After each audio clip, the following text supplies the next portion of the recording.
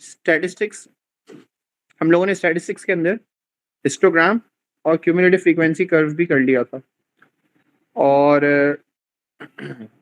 आज हम उसकी जितना हम लोगों ने अभी तक किया उसकी प्रैक्टिस करते हैं, समझते हैं कि पास पेपर्स क्वेश्चन कैसे आते हैं और इनको सॉल्व कैसे किया जाता है। तो मैं इसमें PDF अपलोड कर रहा हूँ।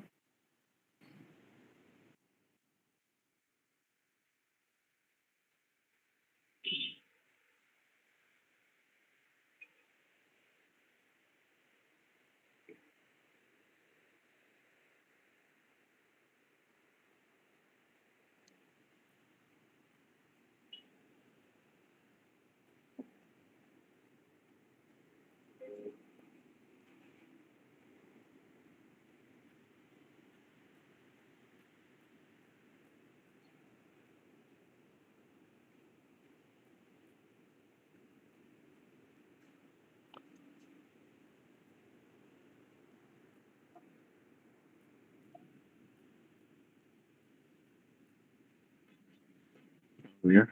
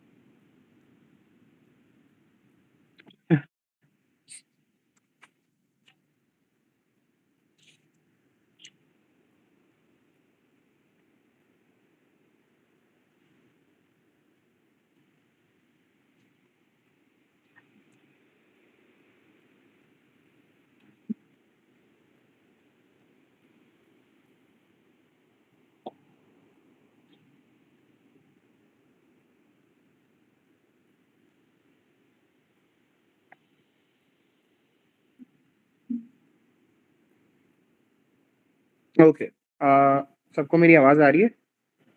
Yes sir. Yes sir.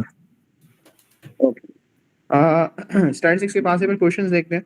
The table shows the distribution of the number of complete length swim by a group of swimmer. Find the modal class. Mode पूछना चाह रहे हैं, बताओ जिसकी सबसे ज्यादा फ्रीक्वेंसी होती है। तो फ्रीक्वेंसी किसकी है सबसे ज्यादा इस टेबल में?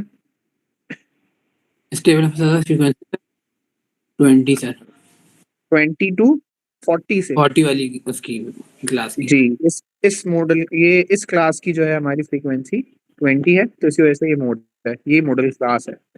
अच्छा, calculate the estimate of the mean. For mean हमें पता है कि सारे क्या होने चाहिए, हमारे पास मिड पॉइंट्स होने चाहिए 10, 30, 50 एंड 70 रिस्पेक्टिवली। जो ये हमारे मिड पॉइंट्स हैं इनको एक्स किया जाए बोला जाएगा, और एफ जो है वो हमारी फ्रीक्वेंसी है। तो फॉर्मूला क्या था? Sigma f x upon sigma F. Sigma f x means 10 multiplied by 5 और इनको प्लस करेंगे तो 30 multiplied by 20 plus 50 multiplied by 10 plus 70 multiplied by 5 divided by total frequency कितनी है? 40। यस, चलो कैलकुलेट करना है इसको। कैलकुलेटर से नहीं होगा ये, कि पेपर 1 का सवाल है। 50 प्लस 60 प्लस 60 नहीं, क्या कर रहा हूँ मैं, 600। एक मिनट, हाँ 600 हो गया। उसके बाद हमारा 500, फिर 350 डिवाइडेड बाय 40 ये हो जाएगा 110, 1350 और 1400।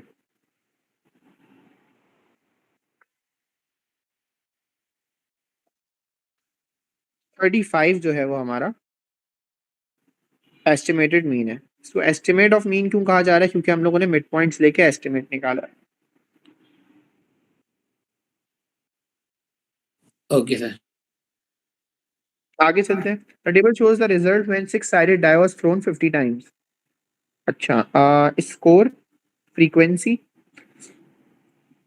रिस्पेक्टिवली हमारा स्कोर चल रहा है। ऐसे अगर एक कितनी दफा है, 7 दफा है, दो कितनी दफा है, दो भी 7 दफा है। इसी तरीके से 5 कितनी टाइम्स आया, 11 टाइम्स आया। तो ये हमारा डेटा है। और वही वाली बात है, मॉडल स्कोर या मोड क्या है हमारा, तो 5 आंसर होगा, 11 आंसर नहीं होगा, 5 आंसर होगा। राइट। फिर calculate the mean score, again same चीज है, 1 multiplied by 7 plus 2 multiplied by 7 plus 4 multiplied by 9 plus 5 multiplied by 11 plus 6 multiplied by 10 divided by 50 है पहले से, क्योंकि यहाँ लिखा हुआ है कि 50 दफा थ्रो किया गया। क्या कह रही हो फातिमा? 3 को 6 मैंने मिस कर दिया क्या? हाँ, मिस कर दिया मैंने, सॉरी। जी सर।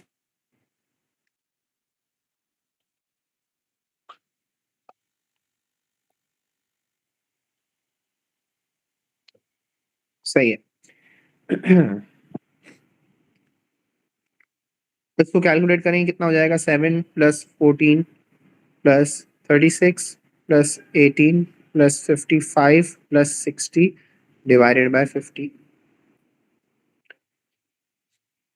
21, 51, 57, 67, 67 और 75, 80, 130 और 190 आ रहा है मेरे पास। आप लोग चेक कर लो, कंफर्म कर लो। 5 और 19 को, 19 एंड 5 को डिवाइड करना है ना। 5 टाइम्स 1, 5 3 जा 15, 4 बचा, 5 8 जा 40 होता है, तो डेसिमल लगाया, इसको 40 बनाया, 3.8 आंसर है इसका। प्लीज करेक्ट चेक कर लो आप लोग। सर आखिर में क्या डेसिमल कर रहा है वो बता दो मुझे। वो सारी चीजें ना मैं वैसे तो नंबर्स के चैप्टर में समझाऊंगा, ये कुछ डायरेक्ट ट्रिक्स है। 19 डिवाइड बाय 5 किया है मैंने। 5 1 जा 5 एंड 5 पे 19 तो नहीं आता, 15 आता है। कब आता है? 3 और रिमेनिंग कितना बचेगा? 4 बचेगा, तो हमने डेसिमल लगाया, 40 बना दिया उसको, और 5 8 जा 40। सही है, आगे चलते हैं। बहुत सारी डेसिमल्स, फ्रैक्शंस और इन सब की ट्रिक्स हैं, होल नंबर और बहुत सारी चीजें हैं। वो तो सर इंशाल्लाह एक चैप्टर हमारा है नंबर्स का। कितना होता है? क्या कह रहे हो? साथ भी लिख सकते हैं इस वाले स्टैटिस्टिक्स में सिर्फ डेसिमल के साथ लिखना होगा, या फ्रैक्शन में लिख सकते हैं? प्रेफर्ड है कि फ्रैक्शन डेसिमल्स में दे दो तो ज्यादा बेहतर है। Okay sir. और ज्यादातर डेसिमल्स में वही आएगा, मीन आएगा, क्योंकि मीन एवरेज है ना, तो ज्यादातर मीन आएगा, और मीन डेसिमल्स में प्रेफर्ड है। चलो, इसमें मोड बता, अब्दुल्ला बताएगा इसमें मोड क्या है।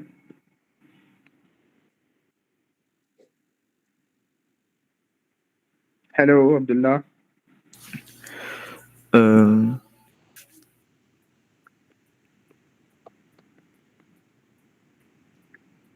अब्दुल्ला, मोड किसे कहते हैं?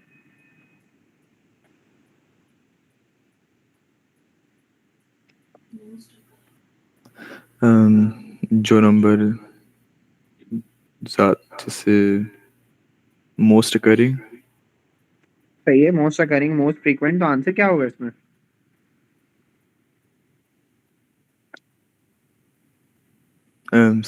16। 16 आंसर होगा, या 16 बताएगा कि 0 आंसर है? सर जैसे मैं समझा नहीं, जैसे क्वेश्चन में क्या करना क्या है। ठीक है, मैं बता देता हूँ। बेसिकली इस डेटा के अंदर दिखाया जा रहा है नंबर ऑफ गोल्स। ये नंबर ऑफ गोल है, 0 1 2 3 4 5 6। अब नंबर ऑफ टीम्स भी लिखी हुई है नीचे। लिखा हुआ क्या है? The table shows the number of goals scored by 40 football teams during one weekend. तो 16 ऐसी टीम्स हैं जिन्होंने 0 गोल किया है, गोल ही नहीं किया है। 6 ऐसी टीम्स हैं जिन्होंने एक स्कोर किया है, एक गोल किया है। इसके साथ साथ 6 और ऐसी टीम्स हैं जिन्होंने 2 गोल किए हैं। 6 और हैं जिन्होंने 3 गोल किए हैं। और 4 टीम्स ऐसी जिन्होंने 4 गोल किए हैं। और एक भी टीम ऐसी नहीं जिसने 5 गोल किए हों। और 2 टीम्स ऐसी जिन्होंने 6 गोल किए हैं। डेटा समझ में आ गया? सर अकरिंग तो इसमें फिर 6 है। अकरिंग 6 नहीं है बेटा, नहीं, गलत कह रहे हो, मेरी बात सुनो।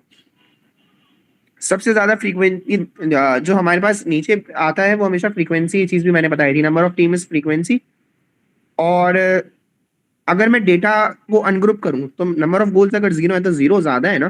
Total there are 16 zeros, 0 0 0 and then we have 1 कितने टाइम्स आ रहा है? 6 टाइम आ रहा है, 1 1 1 1 1। इसी तरीके से 2 कितनी दफा आ रहा है? 6 टाइम आ रहा है वो भी, 2 2 2 2 2। तो मोस्ट अकरिंग कौन सा होगा जिसकी फ्रीक्वेंसी सबसे ज्यादा होगी? Yes sir. तो 0 बेसिकली 16 बेसिकली बता रहा है कि 0 आंसर है। तो मोड क्या है? 0 है। क्लियर? Yes sir. सबको क्लियर है? जी सर। मीडियन नाउ, अब इधर मीडियन आ गया, अभी तक मीडियन नहीं आया था ऊपर, अब मीडियन आया है। मीडियन निकालते हैं। मीडियन का क्या फॉर्मूला था? Sigma F plus 1/2। I hope आप लोगों को फॉर्मूले तो अब याद हो गए होंगे। अच्छा, 40 फुटबॉल टीम्स थी, तो हमें सिग्मा एफ ऑलरेडी पता है, number of teams total 40 plus 1/2, 41/2, which is 20.5th position, which means 21 and 20th position पे हमारा आंसर है। सर ये समझा नहीं 20.5। देखो, हमें बेसिकली मीडियन ऐसे निकालना होता है, मीडियन इज मिडिल वैल्यू, कि हमारे सारे डेटा में जो मिडिल वैल्यू है वो क्या है। अब ये कैसे निकलेगा? In the form of table है अगर डेटा, तो हम लोग क्या करेंगे? फॉर्मूला लगाएंगे sigma F plus 1/2। Of course अगर 40 फुटबॉल टीम्स हैं तो मिडिल में क्या होना चाहिए? मिडिल में 20.5 होना चाहिए। नाउ मिडिल में 20 नहीं होगा, 20 इसलिए नहीं होगा, अगर मैं आपसे पूछूं 4 के मिडिल में क्या है, या अगर मैं आपसे पूछूं 5 के मिडिल में क्या, मतलब there are 5 data A B C D और ई, और आपसे मैं पूछूं कि मिडिल में क्या है, तो आप क्या बोलोगे? सी मिडिल में, ऐसे ही है। Yes sir. अच्छा, हमें कैसे पता चला सी मिडिल में? हमने फॉर्मूला यूज किया n plus 1/2, that total the data were 1 2 3 4 and 5, 5 plus 1/2 which is 6/2, which is third position. क्या है? थर्ड है। थर्ड पोजीशन में हमारा आंसर है, तभी हमारा आंसर सी होता है। सो बेसिकली जो हम फॉर्मूला यूज करते हैं उससे हमें क्या मिलती है? पोजीशन मिलती है फॉर द आंसर। तो हमें पोजीशन चाहिए। अभी हमने जब ये फॉर्मूला यूज किया तो 20.5th पोजीशन आई है। नाउ 20.5th पोजीशन तो हम ले नहीं सकते, 20.5th पोजीशन का मतलब है हम 20 एंड 21th पोजीशन लेंगे और उनकी भी मिडिल वैल्यू ले लेंगे। बात क्लियर हो रही है?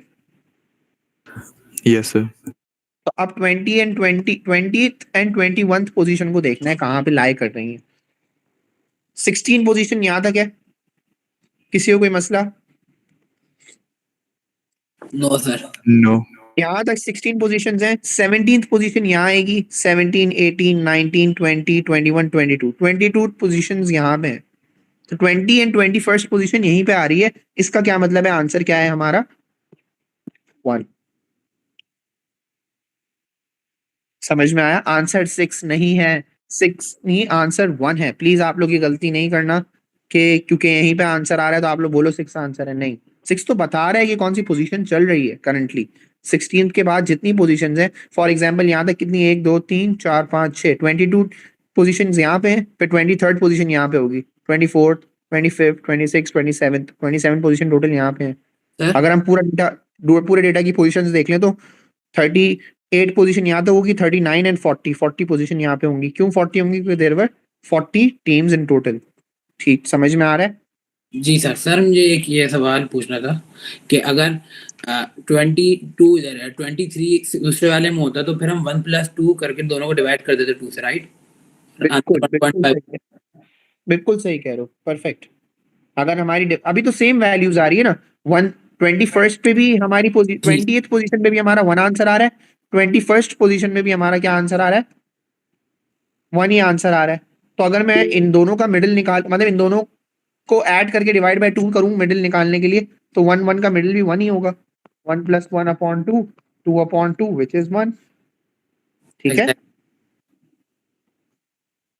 तो ये हमारे पास जो है 1 ही आ गया हमारा answer. Now let's talk about the mean. Mean कैसे निकलता है आप लोगों को पता है? Sigma f x upon sigma F. तो 0 मल्टीप्लाइड बाय 16, जिसको अगर लिखे भी ना तो कोई मसला नहीं है क्योंकि 0 से मल्टीप्लाई होकर खत्म ही हो जाएगा। 1 multiplied by 6 plus 2 multiplied by 6 plus 3 multiplied by 6 plus 4 multiplied by 4 plus 5 multiply by 0 भी ना लिखे तो कोई प्रॉब्लम नहीं है क्योंकि वो खत्म ही हो जाएगा एक्चुअली। ये हमारे पास सिग्मा एफ एक्स आ गया divide by sigma F which is 40। अगर इसको हम सॉल्व करें तो ये हो गया आपके पास 6 plus 12 plus 18 plus 16 plus 12 divided by 40। Further solve करते हैं इसको, ये हो जाएगा 18 and 18 36, 36 and 16 30 46 and then 52 52 62 64 upon 40। 4 10s are 40, 4 16s are 60, 4 16s are 64, 1.6 answer है इसका। Okay sir. ठीक है अब्दुल्ला, फातिमा? Yes sir. सही है। तो ये कुछ क्वेश्चंस हैं। अभी एक और एक अब थोड़े ट्रिकी क्वेश्चंस आएंगे। ये तो आप लोगों को पता भी है कि ये पैटर्न चल रहा है इस तरह के क्वेश्चंस का। तो अब इस तरह के क्वेश्चंस अगर आएंगे भी तो आप लोगों को समझ में आ जाएगा ये क्या करना है इसका।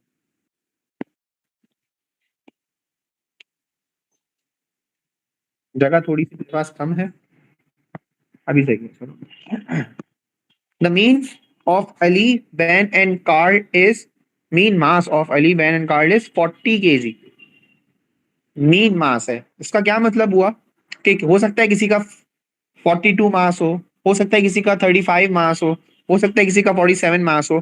तो इनका मिला के जो मीन स्कोर निकला जा रहा है एज एन एवरेज वो 40 निकल रहा है। अच्छा, अगर मैं ऐसे कंसिडर करूं कि अंदाजन इसका भी 40 है, इसका भी 40 है, इसका भी 40 है, तो टोटल मास कितना आ रहा है हमारे पास? 120 kg। ठीक है, अब जरूरी नहीं है 120 kg इसलिए आया होगा क्योंकि सबका 40 40 एंड 40 है। ऐसे भी तो हो सकता है कि एक का 42 हो, एक का 32 हो, और एक बंदे का हो हमारे पास 48 फॉर एग्जाम्पल, 46 एक्चुअली 46 हो। तो टोटल कितना बन रहा है हमारे पास? 120 kg बन रहा है। लेकिन अगर हम लोग का टोटल निकालना हो, फॉर एग्जाम्पल हमें टोटल देखना हो कि total masses of these Ali Ben and Karl, इनका मास क्या होगा? टोटल 120 kg होगा अगर इनका सम निकाला जाए। ठीक है, अब आप लोग को एक दफा मैं मीन का फॉर्मूला भी बता दूं। मीन का फॉर्मूला था sum sigma f x upon sigma f नहीं लगेगा यहाँ पे क्योंकि अनग्रुप डेटा है। Sum of mass upon number of people. According to this data मैंने फॉर्मूला बना लिया कि हम लोग क्या करते थे, मासेस को ऐड कर रहे हैं और divide by total number of people देख रहे हैं कि कितने लोग हैं। समझ में आ रही है मेरी बात?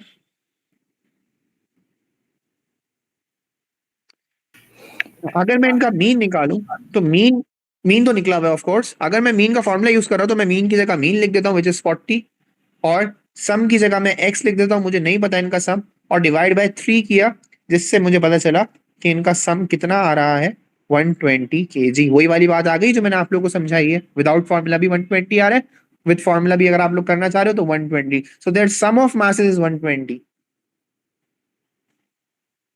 अब देखते हैं आगे क्या करवा रहे हैं। कह रहे हैं the mass of Dan is 48 kg, find the mean mass of the 4 boys.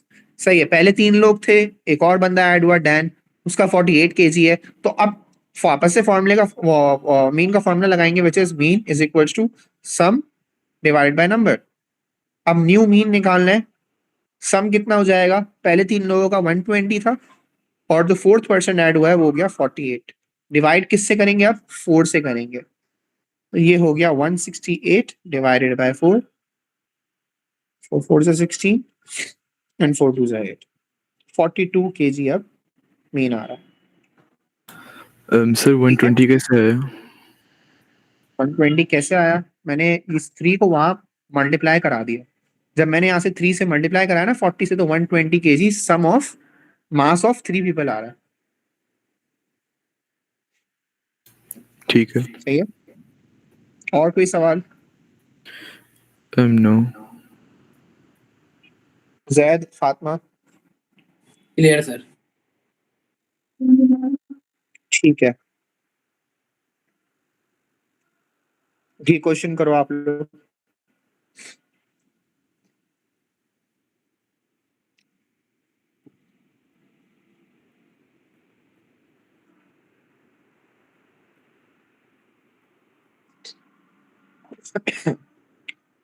Mode तो वन वर्ड आंसर है, सिंगल आंसर है। फटाफट बताओ मोड क्या है। जी। ठीक है, शाबाश। मीडियन, मीडियन के लिए थोड़ी सी वर्किंग भी है, करके देखो। वैसे तो मेंटली वर्किंग भी हो सकती है, बाकी आप लोग देखो।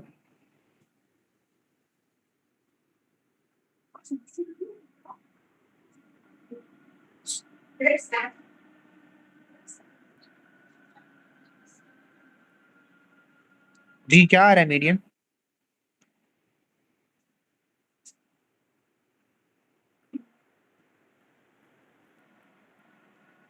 सर एक मिनट।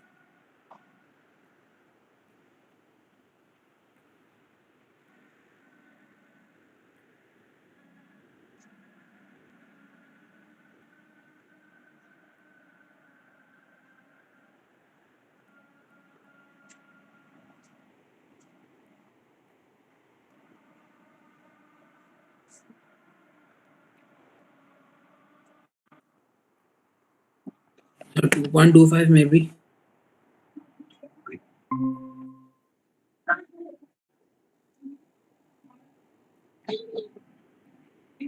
कितना आ रहा है? 2.25। 2.25? नहीं नहीं, 2.25 क्यों आएगा? किसी और ने निकाला मीडियन? अब्दुल्ला, फातिमा?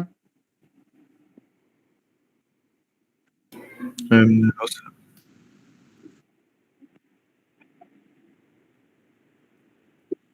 2.5 आ रहा है। यस एग्जैक्टली, मैं बताता हूँ कैसे निकालना है ये। देखो,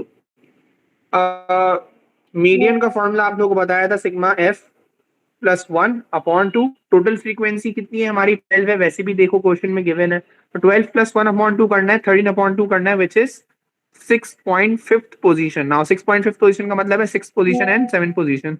6 पोजीशन कहाँ तक आ रही है? अब देखो, अगर मैं पहली पोजीशन बात करूं, पहली पोजीशन पे 0 है, फर्स्ट पोजीशन यहाँ पे, सेकंड एंड थर्ड पोजीशन यहाँ पे जिसपे 1 है, fourth position, fifth position and six position. Six position में हमारा आंसर है 2, और सेवेंथ पोजीशन जो है उसमें हमारा आंसर है 3।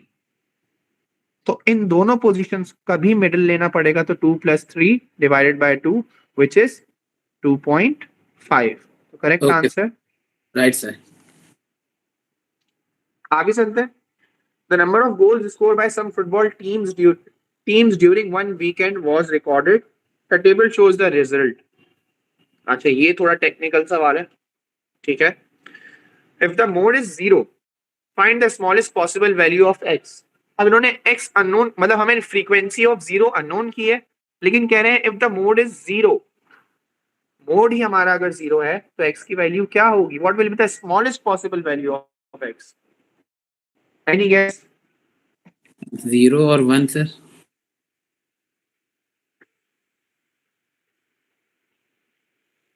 What will be the value of x if the mode is 0?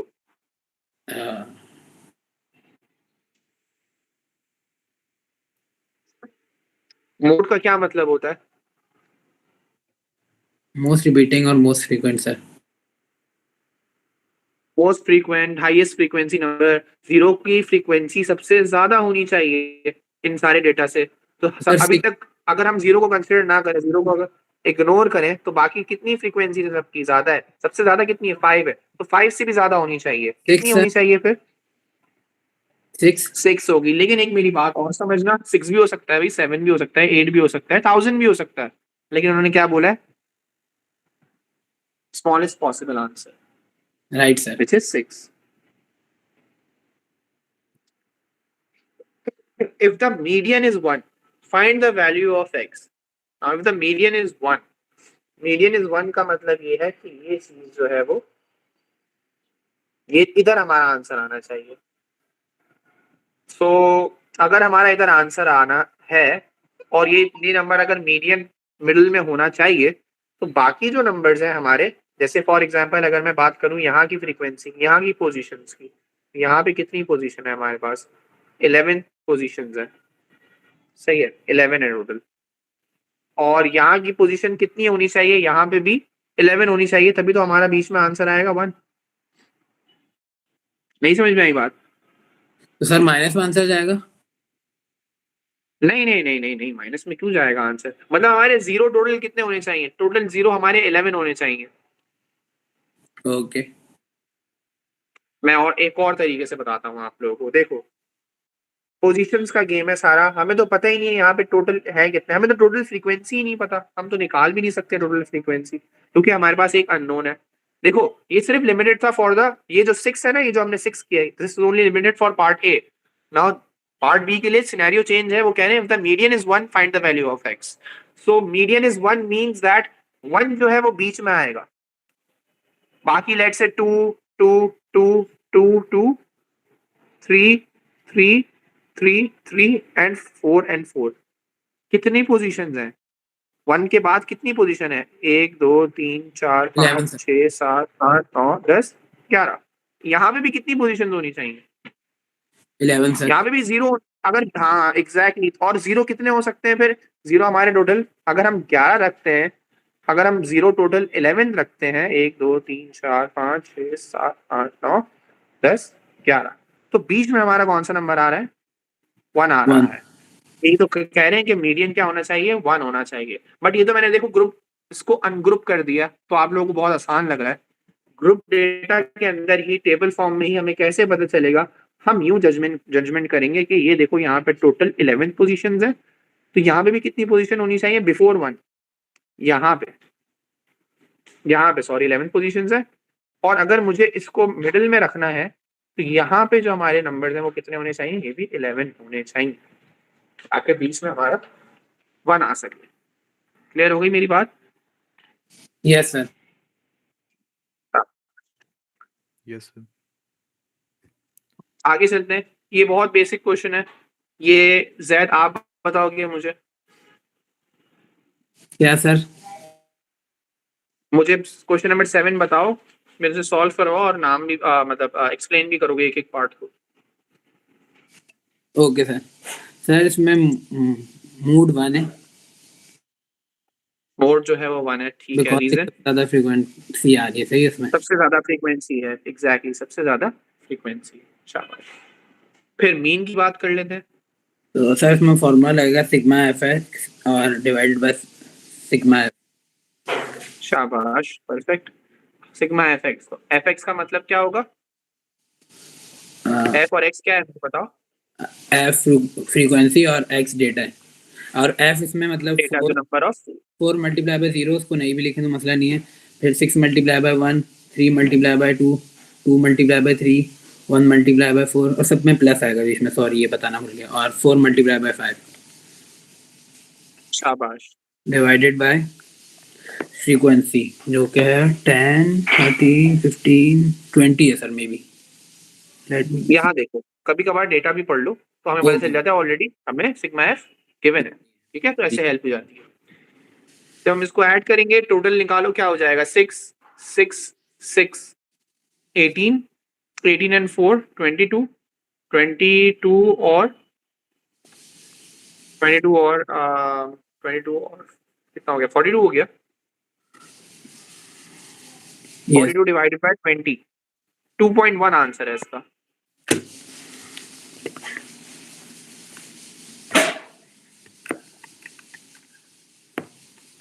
Confirm कर लो।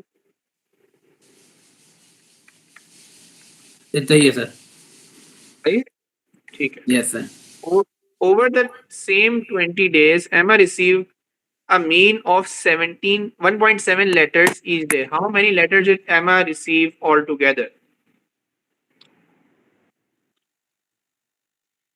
Over the same 20 days, Emma received a mean of 1.7 letters. हमारे मीन के अकॉर्डिंग क्या है? 2.1 आ रहा है हमारा, 2.1 लेटर्स आ रहे हैं। इसका इनका जो 20 डेज का जो मीन है कि 20 डेज में इसने कितने लेटर्स रिसीव किए हैं, तो 1.7 एज एन एवरेज इसने रिसीव किया है। तो हाउ मेनी लेटर्स डिड एमा receive all together in this 20 days? तो बेसिकली इसके अंदर क्या करेंगे, हम मीन का फॉर्मूला लगाएंगे। मीन का फॉर्मूला ऊपर से कनेक्टेड नहीं है ये क्वेश्चन, ये पार्ट बी है।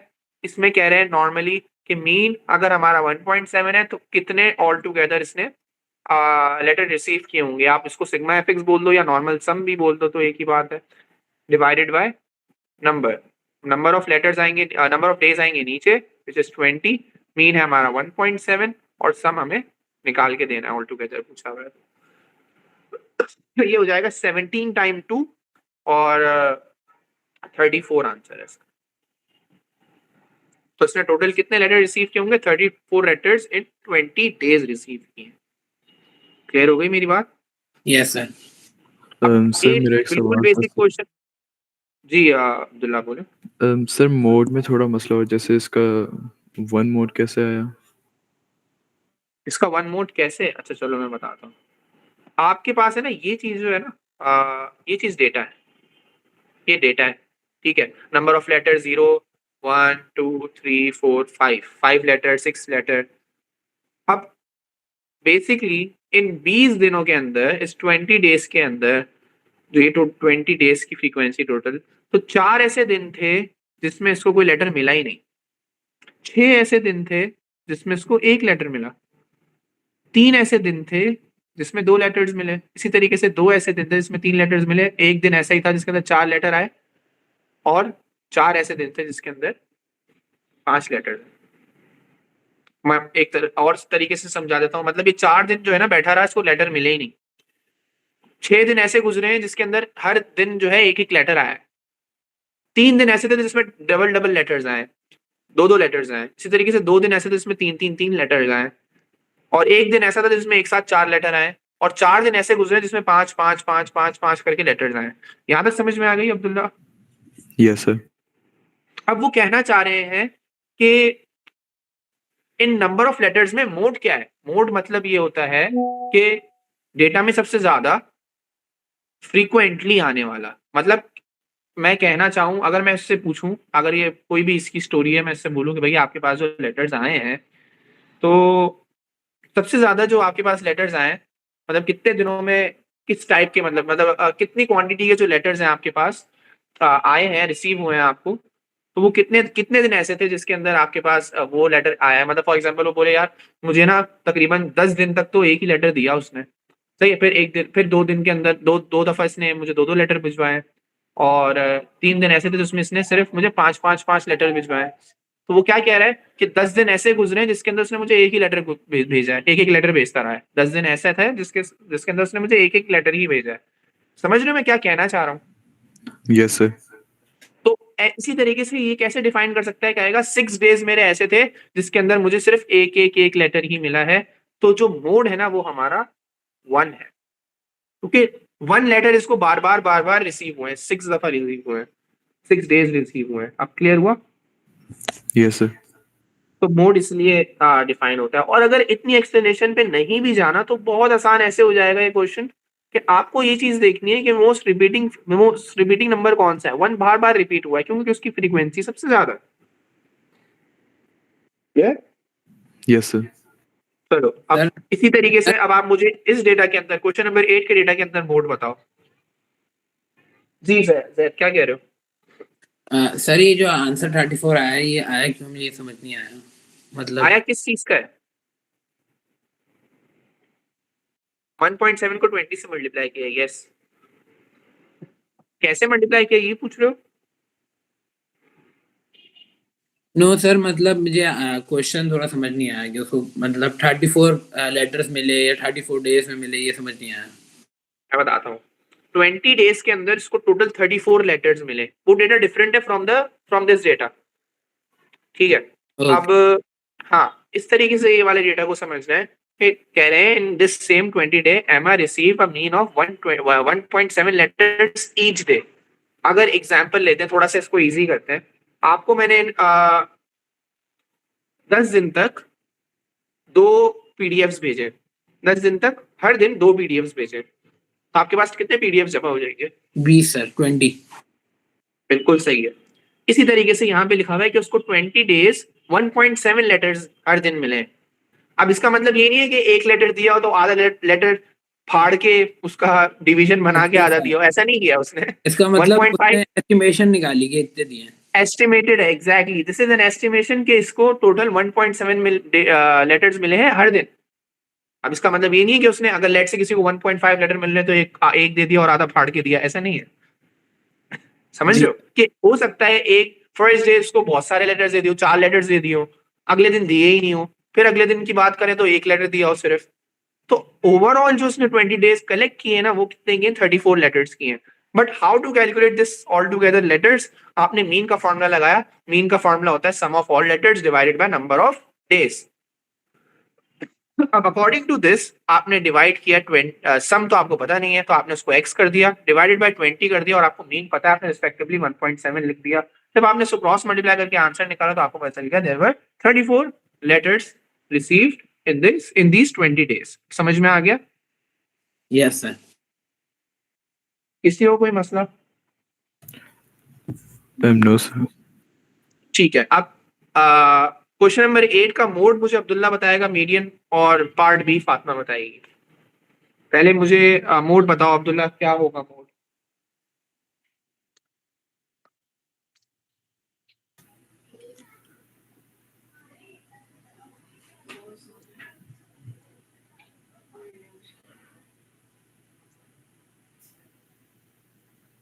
जी सर 3। 3। अच्छा जी, 3 कितनी दफा आ रहा है? कितनी दफा रिपीट हुआ है 3? 3 टाइम्स। 3 3, इससे ज्यादा कोई रेपिटेशन नहीं है किसी और नंबर की? चेक करो आप। सर 5। क्योंकि 5 की रेपिटेशन 4 दफा है। बिल्कुल सही है, तो हमारा मोड क्या है? 5 है। क्लियर? Yes sir. अब देखो 4 आने की फ्रीक्वेंसी क्या है, मैं अब एक और चीज बताता हूँ। अगर इसी टेबल, इसी डेटा को टेबल में मैं अगर इसको फिट करूं तो 5 कितनी दफा है? 4 टाइम्स आया है, 4 दफा है। 1 2 3 4, तो ये 5 आने की फ्रीक्वेंसी है। 4 जो है ना वो 5 आने की फ्रीक्वेंसी है। तो 4 आंसर नहीं होगा, 5 आंसर होगा। इसीलिए मैं आप लोगों को, जब आप लोग मोड बताते हो मुझे, तो मैं जो है वो 4, जैसे यहाँ पे अगर 1 मोड था हमारा, तो वो 6 आंसर नहीं है, 6 डिफाइन कर रहे हैं कि 0 आंसर 1 आंसर होना चाहिए। क्लियर? इसी तरीके से यस। अगर यस सर। सबसे ज्यादा इधर किसकी थी? 5 की थी, 3 की थी फ्रीक्वेंसी, तो 3 की आंसर इसीलिए क्योंकि वो 5 दफा आ रहा है, फ्रीक्वेंसी इसकी 5 है। सही है, जबरदस्त आंसर, बिल्कुल ठीक है। अब मुझे मीडियन बताओ फातिमा, कैसे निकालेंगे और क्या होगा?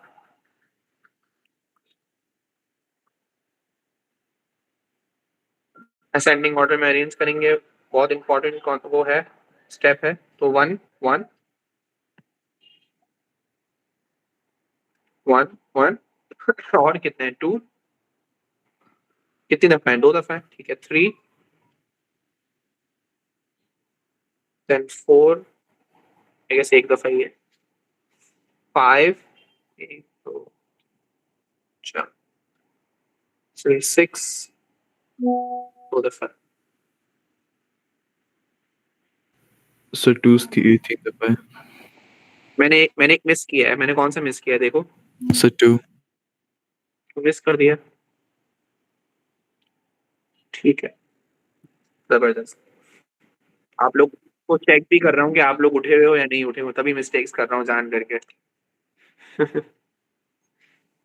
अच्छा, क्या कह रहे हो? क्या कह रही हो फातिमा? कैंसिल आउट वाला मेथड कर लें, सही है। 1 1 कैंसिल किया, यहाँ से यहाँ कैंसिल किया, फिर ये कैंसिल किया, ये कैंसिल किया, ये कैंसिल, ये आंसर आ रहा है। ठीक है, या अगर 15 टाइम्स है तो हम लोग माइंड में पोजीशन निकाल सकते हैं फटाफट। 16 divide by 2 which is 8, 8 position पे आंसर है। 1 2 3 4 5 6 7 8, 3 आ रहा है। ठीक है, दोनों तरीकों से समझ में आ गया। जी सर। Yes sir. अब पार्ट बी फातिमा।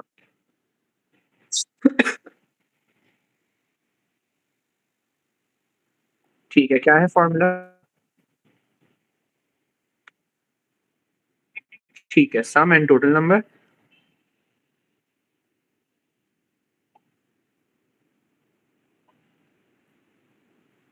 ठीक है,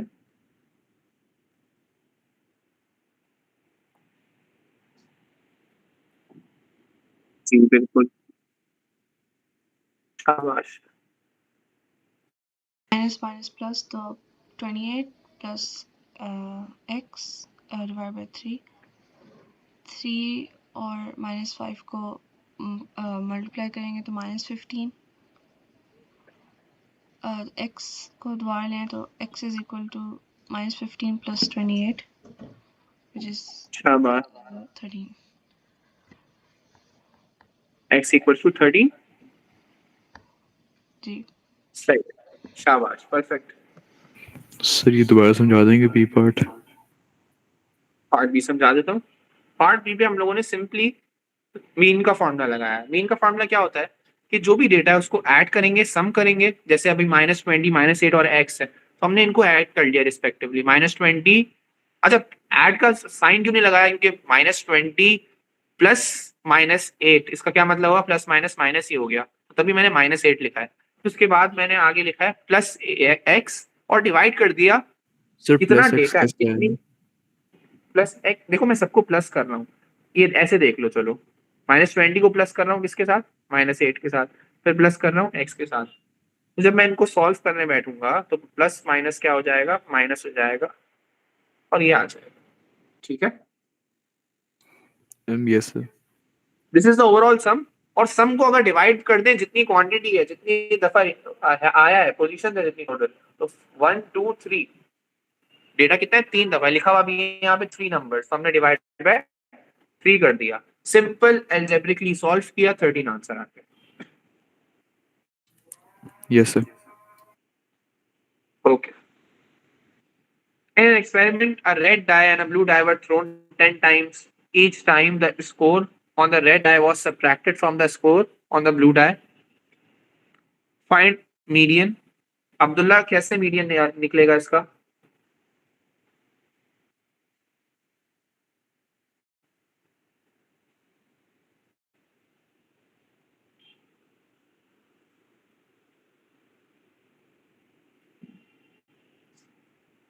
कौन कौन है? सही है, सर पहले असेंडिंग ऑर्डर में अरेंज करेंगे। बिल्कुल बिल्कुल। असेंडिंग ऑर्डर में अरेंज करवाओ मेरे साथ। सबसे छोटा कौन सा है इसमें? 0। 0 सबसे छोटा है। क्यों? जो नेगेटिव्स हैं वो छोटे नहीं है? ओ -1। -1 सबसे छोटा कौन सा होगा? जो मोस्ट नेगेटिव है। -4। यस। फिर अच्छा -2। -3 and then -3 and then -2।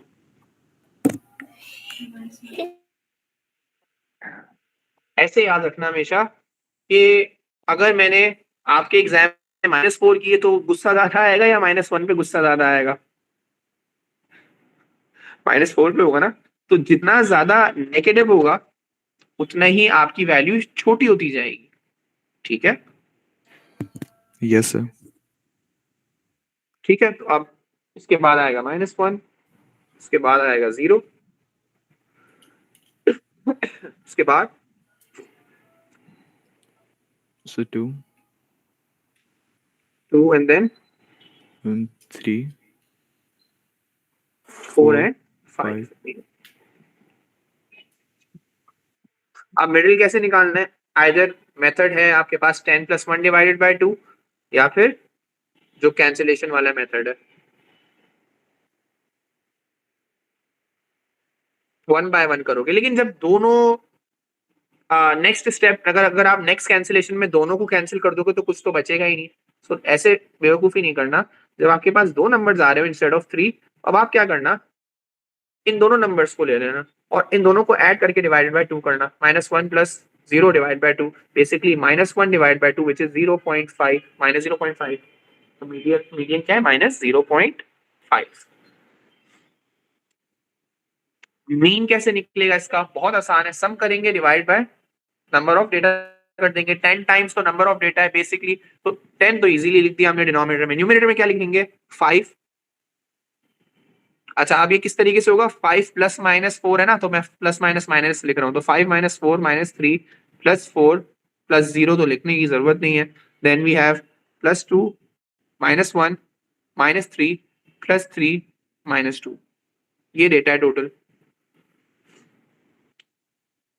या अगर कोई बच्चा उसने असेंडिंग ऑर्डर में अरेंज तो करवाया हुआ है हमें पहले ही, तो वो ज्यादा अच्छा होगा कि कोई बंदा अगर माइनस की तरफ पहले माइनस सारे लिख दे ताकि उसको कैलकुलेशन में आसानी हो. Again this is paper 1 question, तो आप लोगों को ये भी ध्यान रखना है. -4 -3 -3 -2 -1 एंड देन 2, कॉमा क्यों लगा रहा हूँ, सॉरी, वेट. -4 -3 -3 -2 -1 +2 +3 +4 +5 divided by 10. सबसे पहले क्या करते हैं? नेगेटिव्स को सॉल्व कर लेते हैं. -4 -3 हो गया -7, -7 -3 हो गया -10, -10 -2 हो गया -12, एंड -12 -1 हो गया -13. -13 प्लस सारे ऐड करके देख लेते हैं. 5 and then 5 10 14 divided by 10. 14 minus 13 divided by 10, 1 divided by 10, which is 0.1 answer. Yes, sir. ठीक है.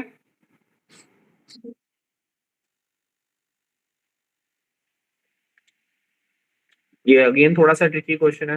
Umar has a pack of number of cards. He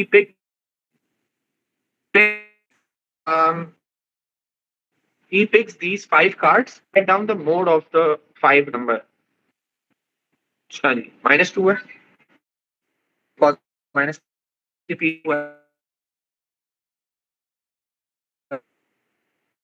card from the pack. एक और. हेलो सर, आपकी आवाज लैग हो रही है. एक Okay. एक मिनट.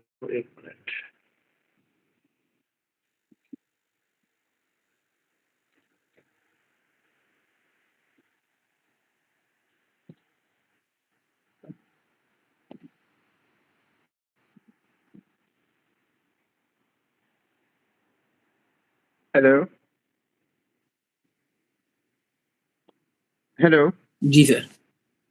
Yes sir. बेटर है. यस. ठीक है. He takes another card from the pack. अच्छा, एक और कार्ड आ रहा है जिसको हमें पता नहीं है कि वो क्या नंबर है उसका. If the mean of 6 number is -1, अगर टोटल ऑफ कोर्स पहले 5 से एक ऐड हुआ है. जी Fatima.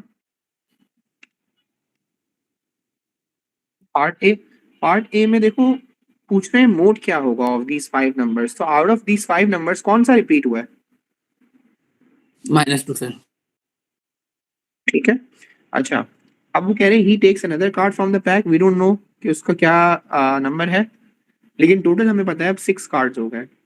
If he takes another card from the pack, if the mean of 6 card is -1, what the number did he pick? तो mean का formula लगा देते हैं. If mean is given, mean equals to sum upon number. Numbers are 6, mean is -1, और सम हमारा क्या हो जाएगा? -2 -4 -2 +4 +1 +x. ठीक है. और जब हम इसको सॉल्व करेंगे तो ये हो जाएगा -6 is equals to -6 -2 -8 -8 +5 +x. So further solve करेंगे, ये हो जाएगा -3, वहां जाके +3 हो जाएगा, -6 +3 इक्वल्स टू x, और x इक्वल्स टू -3 आ रहा है. जिस तरह हम लोगों ने अभी पीछे क्वेश्चंस किए थे, बिल्कुल सेम क्वेश्चन है, ये कोई डिफरेंस नहीं है. उसके बाद कह रहे हैं if the difference between the highest and the lowest of 6 numbers is 12. तो ये 12 हमारी क्या है? हमने पढ़ा हुआ भी है. This is known as range. So if the range is 12, What are the two possible numbers he could have picked for the highest and the lowest number? ठीक है, 6 नंबर मीन्स के ऐसा भी, अच्छा अभी हम लोग अगर डेटा को देखें, कुछ नहीं, अभी हम लोग अगर डेटा को देखते हैं तो डेटा में सबसे लोएस्ट नंबर क्या है? -4 -4 है, ठीक है। हाईएस्ट नंबर है 4, लेकिन हम -4 और +4 करेंगे तो खत्म ही हो जाएगा, बट यहाँ पे आंसर आ रहा है हमारा 12। तो इसने कोई ऐसा कार्ड पिक किया है, लेट्स से इसने हाईएस्ट नंबर में कोई ऐसा कार्ड पिक किया होगा जिसकी वजह से इसका जो हाईएस्ट माइनस लोएस्ट आ रहा है वो 12 आ रहा है। सो हाईएस्ट नंबर क्या हो सकता है जिसकी वजह से 12 आंसर आ रहा है? सर -3 -3 तो नहीं होगा, क्यों होगा -3? वो पार्ट उसके लिए था बेटा, वो अब दोबारा इन्होंने चेंज किया है क्वेश्चन। दे आर आस्किंग कि इसने कौन सा नंबर पिक किया होगा जिसकी वजह से रेंज जो है वो हमारी 12 आ रही होगी। अब मैं जरा इसको समझाता हूँ। देखो, अगर रेंज 12 है, रेंज का मतलब होता है highest number minus lowest number. If the lowest number is -4, what will be the highest number जिसकी वजह से 12 आ रहा हो? 8। चलो 8 को देखते हैं। 8 माइनस -4, क्योंकि because 8, if the 8 is highest number then 8 minus -4 हमारे पास आ जाएगा 8 + 4 विच इज 12। सो 12 आ रहा है, दैट मीन्स परफेक्ट आंसर हमारा हाईएस्ट नंबर 8 हो सकता है। मतलब इसने जो नंबर पिक किया होगा वो 8 हो सकता है। दैट इज वाई 12 जो है वो हमारी रेंज आ रही है। बट एक और आंसर चाहिए इन लोगों को, अब ये कैसे होगा?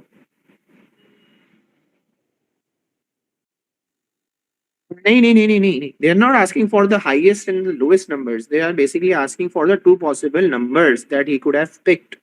So first possible number is 8.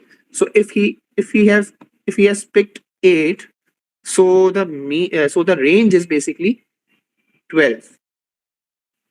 What are the other possibility? What is the other possibility actually of taking out another number जिसकी वजह से भी 12 आ रहा हो?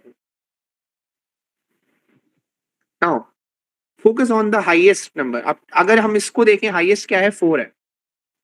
4 is the highest, which means हमें lowest pick करना है। अगर हम lowest pick करें, अगर फॉर एग्जाम्पल इसने एक कार्ड निकाला हो जो lowest हो जिसकी वजह से हमारा आंसर क्या आ रहा हो? 12 आ रहा हो, तो वो lowest नंबर क्या हो सकता है?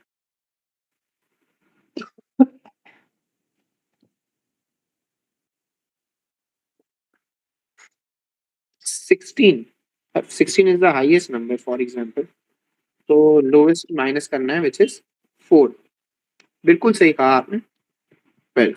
सर ये क्वेश्चन वापस समझा दें थोड़ा। तो मुझे यही लग रहा है सिर्फ फातिमा को ही समझ में आया। चलो उसका आंसर जो है वो टैली भी कर लेते हैं। क्वेश्चन 10 है ना,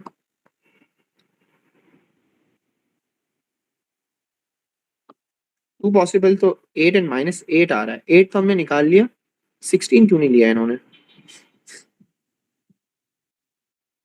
वेट, नहीं, हाँ हम लोगों ने गलती करी है। वेट, हम लोग इसको 4 से क्यों माइनस कर रहे हैं? If 4 is the highest possible answer, if 4 is नहीं 4, if 4 is the highest number, अभी तक देखा जाए तो हाईएस्ट नंबर क्या है? 4 है, तो लोवेस्ट क्या हो सकता है? लोवेस्ट क्या होगा? -8 होगा, तभी हाईएस्ट 4 माइनस -8, तो ये हो गया 4 + 8 = 12। हमें 12 मिला।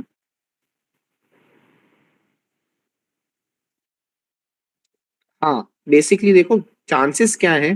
देखो एक तो सबसे पहले मैं आप लोगों को एक बात बताऊं, अभी मैं सबको ही समझा रहा हूँ, गौर से सारे बच्चे सुनो। हमें नहीं पता कि 6 जो नंबर इसने चूज किया है वो क्या बहुत बड़ा है डेटा के अंदर या सबसे छोटा है बाकियों से। तो बेसिकली हमें ये देखना है कि हमारी रेंज 12 है। रेंज 12 मीन्स दैट कि अभी करंट हाईएस्ट एंड लोएस्ट अगर हम लोग करें, करंट हाईएस्ट एंड लोएस्ट देखा जाए तो ये हाईएस्ट नंबर है, लोएस्ट नंबर ये है, जिसकी वजह से हमारे क्या आ रहा है? सर अभी रेंज 8 है। अभी रेंज 8 है, एग्जैक्टली अभी रेंज 8 है, बट ये कह रहे हैं रेंज तो 12 है। इसका मतलब है कोई न्यू नंबर आने की वजह से रेंज चेंज हुई है, यस और नो? यस सर, तो 4 होगा। सो जो हमारा नेक्स्ट जो कार्ड होगा, 6th कार्ड जो है वो एक्सट्रीम वैल्यू होगी, या तो जिसकी वजह से हमारी रेंज डिस्टर्ब होगी। सो क्या नंबर हो सकता है जिसकी वजह से हमारे पास आंसर भी 12 आए। तो फर्स्टली हम लोगों ने निकाला कि ये हो सकता है सबसे बड़ा आंसर हो 8।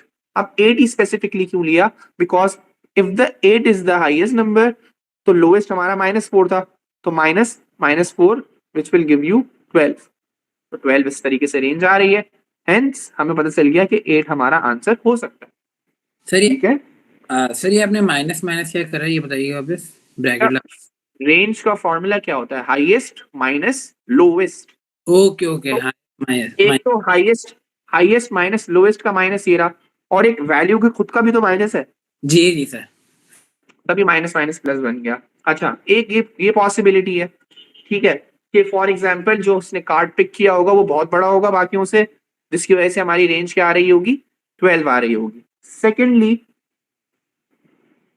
अगर वो नंबर सबसे छोटा होगा तो उसकी वजह से भी रेंज डिस्टर्ब होगी, और अगर वो नंबर सबसे छोटा होता है तो सबसे बड़ा number all of the data में क्या हो जाएगा, ये हो जाएगा। यहां तक बात समझ में आई? So if this number is the highest which is 4, तो लोएस्ट क्या नंबर होना चाहिए जिसकी वजह से रेंज हमारी 12 बाय -8 होना चाहिए। आप समझ में आया? तो दो आंसर्स हैं, एक है +8 और एक है -8।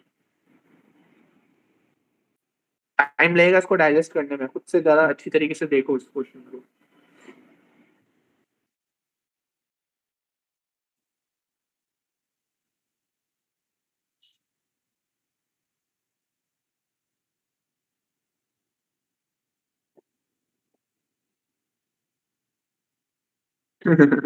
नहीं नहीं, इतना आसान नहीं, कुछ कुछ टेक्निकल सवाल ये सारे बेटा सारे P1 के। P1 में ना आप लोगों को मैं इतना बता दूं कि P1 के जो क्वेश्चंस है ना बच्चे, वहां पे मार्क्स लूज काफी करते हैं, क्योंकि P1 का जो पेपर स्टार्ट होता है ना, शुरू में तो बहुत बेसिक आंसर्स होते हैं, लेकिन फिर आहिस्ता आहिस्ता इन बेसिक आंसरों में भी कुछ टेक्निकल आंसर्स आ जाते हैं। तो लग रहे बहुत आसान होते हैं, 1 मार्क के 2 मार्क के, लेकिन वहीं लूज होता रहता है मार्क्स ना। तो आप लोगों को अपने आप को तैयार इसी तरीके से करना है। अभी मैं आप लोगों को नंबर्स का चैप्टर पढ़ाऊंगा जो आगे आएगा, नंबर्स शॉर्ट छोटे छोटे चैप्टर्स हैं, तो मैं छोटे चैप्टर्स में जब पढ़ाऊंगा, इतने 1-1 मार्क के सवाल आते हैं, इतने टेक्निकल्स होते हैं, कभी कभार इतने टेक्निकल होते हैं कि हमें टाइम लग जाता है, 1 या 2 मार्क के होते हैं, टाइम वेस्ट कर रहे होते हैं। तो बेसिकली पेपर बनाया इसी तरीके से, और बच्चे क्या करते हैं, समझते हैं P1 बहुत आसान होता है, तो वो उधर मार्क्स लूज कर रहे होते हैं। P2 में फिर भी वो मार्क्स गेन कर लेते हैं। P2 का गेन ये है कि अगर 3 मार्क का भी अगर क्वेश्चन आ रहा है तो वो थोड़ा बहुत भी अटेम्प्ट कर ले, और नहीं आ रहा हो ना उसको, तो 2 मार्क या 1 मार्क मिल जाता है। इसके अंदर क्या है, 1 या 2 मार्क के तो क्वेश्चन है, तो अगर आता है तो 1 मार्क, नहीं आता तो 0। समझ में आई मेरी बात? Yes sir. तो ये इस तरह के क्वेश्चंस बेसिकली आपको करने होंगे। अब ये पीडीएफ तो है बड़ा, इसकी अब आप लोग खुद से भी प्रैक्टिस करोगे। 22 क्वेश्चंस हैं, मैंने 10 क्वेश्चंस तो करा दिए, तो 12 क्वेश्चंस तो शायद आप लोग कर सकते हो। जहां फंसोगे उनको हम लोग इंशाल्लाह डिस्कस कर लेंगे। ठीक है आप जी इसकी बेटा, भेज देंगे ताकि मैं इसको घर पर टाइम करूँ। जी जी मैं इसको भेज रहा सर हूँ बिल्कुल। मैं 2 फाइल भेजें, एक ये भी भेज दें आपने खुद से कराया हुआ है ताकि हमें हेल्प हो जाए, और एक ये वाली भेज दें फ्रेश जिसमें हम खुद। मैंने जी जी जी मैंने आज इसको अलग इसीलिए भी किया है कि मैं अभी आप लोगों को दे दूंगा, ये अभी हाथ के हाथ ये लो, मैं दे भी देता हूँ।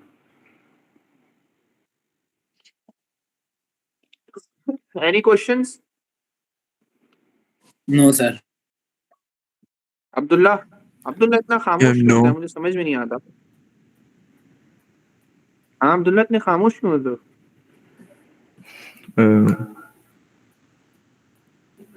पता नहीं, सर मैथ्स है ना। मैथ्स है। बस हो अभी गया। तक मैथ्स, अभी तक मैथ्स से मोहब्बत नहीं हुई? सर होएगी भी नहीं। बहुत अच्छे लोगों को मैथ्स से मतलब बहुत बुरे बुरे स्टूडेंट्स को मैथ्स से मोहब्बत कराई है।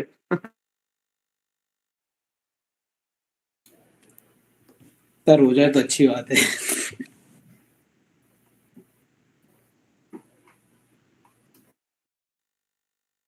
सेटिस्फेक्शन होती है कि यार सही करा है मैंने खुद से। जी कोई बात Yes. नहीं, खैर है, मसला नहीं, आहिस्ता आहिस्ता ही करेंगे। चलो फिर नेक्स्ट क्लास में मिलते हैं। जी फातिमा, मैथ्स में क्यों नहीं लिया मैंने? हाँ हालांकि मैथ्स A लेवल्स तक करी है मैंने। असल में ये था कि मुझे शुरू से शौक जो था वो मेडिकल की तरफ। और मैथ्स में जब मैं ग्रेड 8 में था तो मैंने एड मैथ्स का कोर्स कर लिया था। किसी ने मुझे कहा एड मैथ्स लो, बहुत इंटरेस्टिंग होता है। मैं शुरू से मैथ्स में बहुत ही अच्छा था, तो बस समझ में नहीं आया। उस वक्त मैं भी फंस गया, ए लेवल्स में भी आके फंस गया कि यार मैं मैथ्स में मेजर्स लूँ या जो मेरा अपना खुद का पैशन है। तो फिर मैं बड़ा कंफ्यूज था। तो मेरे टीचर्स ने समझाया कि तुम ए लेवल्स में भी मैथ्स ले लो, आप कर लोगे आराम से, और फिर उसके बाद जो है अपनी जो भी मेडिकल फील्ड है उसमें चले जाना। तो मैंने कहा वहाँ तो मेडिकल मैथ्स की ज़रूरत नहीं है। तो उन्होंने बोला यही कहा कि एक बेनिफिट हो सकता है कि आप मैथ्स में अगर ए लेवल्स तक भी पढ़ लोगे ना, तो आप O and A levels students को पढ़ा सकते हो।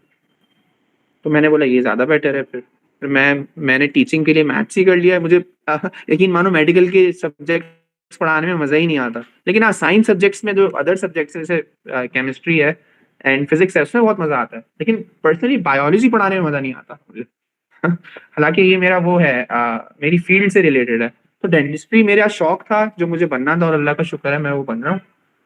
लेकिन जो है अपना देखा जाए तो मैथ्स में तो चैंपियन हो गया हूँ। तो मैथ्स का ये भी हुआ था जब मैं ए लेवल्स के दूसरे साल में था, मैंने कहा था यार नहीं होगा शायद, क्योंकि ए लेवल्स का मैं आप लोगों को बता दूं, ओ लेवल्स कुछ भी नहीं है, ए लेवल्स का एएस लेवल भी कुछ नहीं है। जब A2 में जाओगे ना आप लोग, मैथ्स बहुत तंग करेगा। तो वहां मुझे तंग किया था मैथ्स ने। और जो है 4 सब्जेक्ट्स भी आप लोगों को पता होगा कि 3 सब्जेक्ट्स लिए आते हैं लेवल्स में। सर मैं तो शायद नहीं लूँ ए लेवल।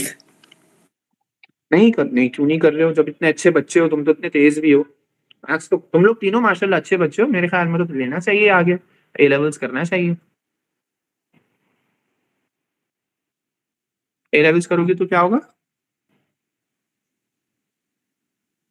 तो सर ए लेवल हाँ, में भी मैथ्स ले सकते हैं, लाइक मीन या लाजमी? देखो मैं आप लोगों से बताऊंगा कि आप, मैं देखो फील्ड के हवाले से भी बताता हूँ ना बच्चों को। तो जैसे फील्ड पे बहुत डिपेंड करता है कि मैथ्स लेना चाहिए या नहीं लेना चाहिए।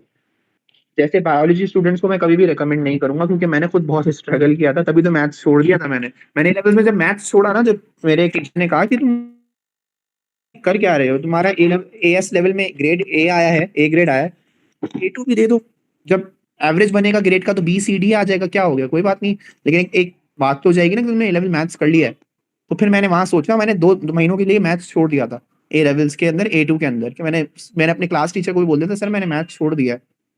तो मेरे एक टीचर है सर उजैर, उन्होंने कहा कि तुमने क्यों छोड़ा? तो फिर उन्होंने बोला नहीं नहीं, मैं हेल्प कर रहा हूँ तुम्हें, तुम जो है वो करो, मैं तुम्हें एक्स्ट्रा क्लासेस भी दूंगा। बोला सर वो मसला नहीं है। फिर मैंने जो 2-3 महीनों के अंदर चैप्टर्स मिस किए थे, मैंने खुद ही पढ़ लिए, यूट्यूब वगैरह से कर लिए, कहीं से कर लिए, और फिर फाइनली मैंने मैथ्स का पेपर दे दिया। और जब मैंने ए लेवल्स के मैथ्स का पेपर दिया, मैंने शायद एक क्वेश्चन छोड़ा था जो बिल्कुल नहीं आ रहा था 5 मार्क्स का। बाकी ओवरऑल मेरा पेपर अच्छा गया था, नॉर्मल गया था। तो अल्हम्दुलिल्लाह इसमें भी मैंने ए अचीव कर लिया। माशाल्लाह सर मैं तो फिर मैं फंस गया था कि कॉमर्स मुझे में चाहिए या नहीं? मेडिकल में जाना चाहिए। अच्छा, मैं आप लोग के हवाले से बता देता हूँ। कॉमर्स में स्पेसिफिकली अगर आप चार्टर्ड अकाउंटेंट की तरफ या ACCA भी जा रहे हो, तो मैथ्स लेने से बहुत आगे आसानी हो जाएगी, कैलकुलेशंस और इन सब में बहुत आसानी हो जाएगी। हाँ, ओके। दूसरा ये है कि अगर आप लोग की फील्ड क्या है फातिमा एंड अब्दुल्ला? चलेगा इधर? अच्छा, सही है। तो आप लोग के लिए भी मैथ्स ज़रूरी है। अगर मैं कंप्यूटर साइंस की भी बात करूँ, तो कंप्यूटर साइंस कंप्यूटर के सब्जेक्ट से ज़्यादा ज़रूरी मैथ्स का सब्जेक्ट है। ए लेवल्स के जो अंदर अगर किसी ने मैथ्स लिया है, तो उसके लिए बहुत सारी फील्ड्स जो हैं वो खुल जाती हैं। तो मैथ्स इतना ज़्यादा ज़रूरी है इस तरह की फील्ड्स के लिए।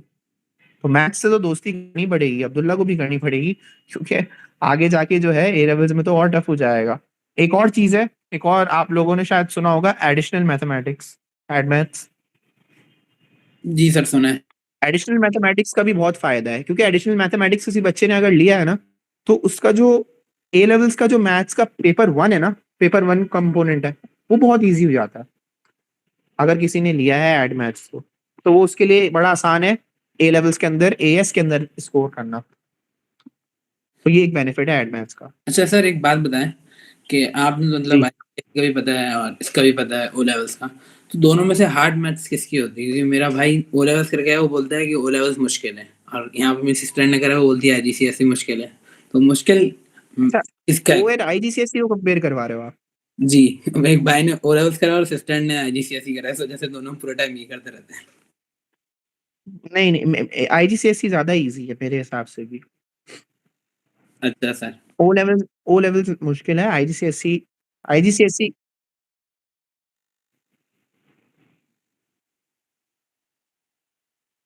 हाँ, अब आईजीसीएसई यहाँ पाकिस्तान में भी बहुत बहुत ज्यादा कर दिया गया है। लेकिन मैं एक चीज बताऊंगा कि ओ लेवल्स मुश्किल तो है, लेकिन अगर ओ लेवल्स का फॉर एग्जांपल अगर मैं मैथ्स की बात करूं, आईजीसीएसई का मैथ्स इतना टफ नहीं है ना, तो आगे जाके जब बच्चा वापस जब वो ए लेवल्स के अंदर मैथ्स लेता है, तो वो ओ लेवल्स के उसके बेसिक्स अगर स्ट्रांग हो जाए ना, तो ए लेवल्स बहुत आसान हो जाता है उसके लिए। आईजीसीएसई वाला स्टूडेंट मैंने देखा है स्ट्रगल ही करता है जब वो ए लेवल मैथ्स के अंदर जाता है।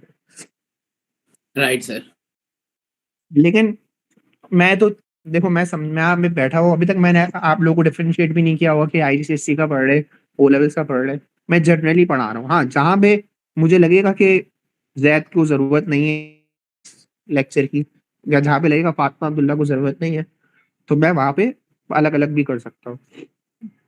एक बात ये है कि कहीं कहीं आईजीसीएसई भी अच्छा काम कर रहा है कि जैसे स्टेम एंड लीफ डायग्राम का कॉन्सेप्ट पहले से पढ़ा देता है, जो ए लेवल्स के एएस के अंदर आता है, और थोड़े थोड़े साइन कॉस टेन के ग्राफ्स भी पढ़ा लेता है, बिल्कुल बेसिक, कि आगे जाके बच्चा जब इनके ग्राफ्स देखे तो उसको पता हो कि हाँ ये आईजीसीएसई में पढ़ के आया है। यहाँ पे ओ लेवल्स का जो है कंपोनेंट ऐसा नहीं कर रहा, ओ लेवल्स में साइन कॉस टेन के ग्राफ्स नहीं है। तो बहुत सारी चीजें हैं ऐसी कि वो फेवर होती है। लेकिन अगर मैं देखूँ ना कि विन सिचुएशन क्या है, तो ओ लेवल्स को प्रेफर करूंगा मैं, आईजीसीएसई प्रेफर नहीं करूंगा। Right sir.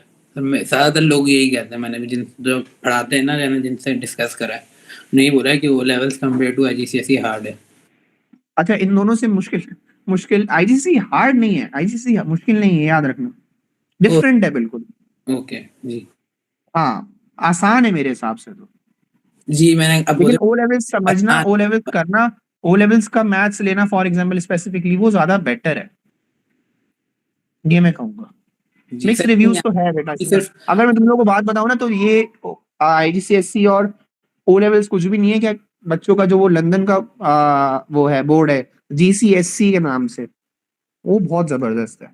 वो मैंने जब अभी मेरे पास जो बच्चा पढ़ रहा है उमर, उसकी जब मैंने उसका कोर्स देखा था, तो मैं भी थोड़ा सा, अभी मुझे तो वैसे एक्सपीरियंस है, लंदन के बच्चों को पढ़ा है मैंने पहले भी। तो मैंने उसका कोर्स जब देखा, वो 11 स्टैंडर्ड में, वो भी, तो बहुत सारी ऐसी चीजें हैं कि तुम लोगों को तो बिल्कुल ही नहीं कराएंगे। लेकिन हाँ, अभी एक दो चीजें उसमें से भी निकाल के इसमें डाल दी गई हैं। जैसे एक टॉपिक डाला है रिकरिंग डेसिमल्स का, रिकरिंग डेसिमल्स हम लोग पढ़ेंगे। इसके अलावा सर्ट्स डाल दिया है। तो ये सारी जी चीजें मैंने कैसे पढ़ी, मेरे टाइम पे तो नहीं थी। ए लेवल्स में होती हैं ये सारी चीजें, ए लेवल्स में होती हैं, या फर्दर मैंने पढ़ा पढ़ा के भी सीखी है। ए लेवल्स के अंदर भी कोई चेंजिंग्स लेकर आ गए हैं, इक्वेशन ऑफ द सर्कल एक चैप्टर है, वो डाल दिया है जो मेरे टाइम पे नहीं था। तो ये सारी चीजें जो है वो फिर आहिस्ता आहिस्ता लोग चेंज करते रहते हैं। तो अगर मैं बात करूं सबसे मुश्किल कौन सा है, तो एडएक्सेल है और जीसीएससी है, फिर ये ओ लेवल्स है, and then IGCSE. Right sir. ठीक है। तो जी सर। आप लोगों का अगर जो भी फील्ड होगी आगे जाके जैसी भी होती है, और जो भी आउटकम निकलता है, उस हिसाब से इंशाल्लाह गाइड भी करता रहूंगा। और अभी मैं इतना बता दूं कि भाई मैथ्स से तो मोहब्बत करनी पड़ेगी, सही है। तो इंशाल्लाह अपने ऊपर वर्क करो। और इतना बता दूं, अगर आप लोग मैथ्स क्विक कर देता है इंसान को यार, मैथ्स बहुत अच्छा कर देता है। मैं इतना बता दूं कि मेरी बाकी फिजिक्स एंड केमिस्ट्री, बायोलॉजी, जो भी मैंने अलग अलग टॉपिक्स भी पढ़े थे, जो भी थे, भले कनेक्टेड ना भी हो मैथ्स से, लेकिन मैथ्स ने मुझे बहुत क्विक किया है इन चीजों के अंदर। अच्छा सर, असल बहुत माइंड खोलता है मैथ्स। मेरी सारी फील्ड, सही बोलना, मेरी सारी फील्ड में वीकनेस यही थी, मैथ्स, क्योंकि मैं 4-5 के बाद मैं स्कूल पढ़ा नहीं, मैं हिफ्स करने चला गया था। तो जब मैं आया, मैंने डायरेक्ट ओ लेवल शुरू कर दी। मैं अकाउंट्स पढ़ा, वो मुझे समझ नहीं आ रही, कुछ भी पढ़ा समझ ही नहीं आ रहा। तो फिर मैंने मैथ्स शुरू करा थोड़ा थोड़ा, और तो बेसिक तो सीख गया फिर मैंने, ताकि बाकी सब्जेक्ट तो करूँ। फिर अभी मैंने आपसे सही से शुरू करा मैथ्स। चलो ठीक है, नहीं तुम सही हो, मैथ्स में अच्छे हो, ऐसी बात नहीं है कि तुम वीक हो। मतलब बात आती है बच्चे की कि बच्चा पिक कैसे कर रहा है। तो आप लोग सारे बच्चे अच्छे हो, आप लोग तीनों बच्चों से मुझे कोई नहीं है कि एक बच्चा भी वीक है। अब्दुल्ला को मैं बस जगाता हूँ, बाकी अब्दुल्ला भी बहुत शार्प बच्चा है। तो अपने अपने हिसाब से आप लोग सब अच्छे बच्चे हो। और इंशाल्लाह फिर देखते हैं, मुझे जाना है, फिर इंशाल्लाह फिर बात होती है, सही है। इंशाल्लाह सर, टेक केयर, अल्लाह हाफिज। ओके, अल्लाह हाफिज। अल्लाह हाफिज।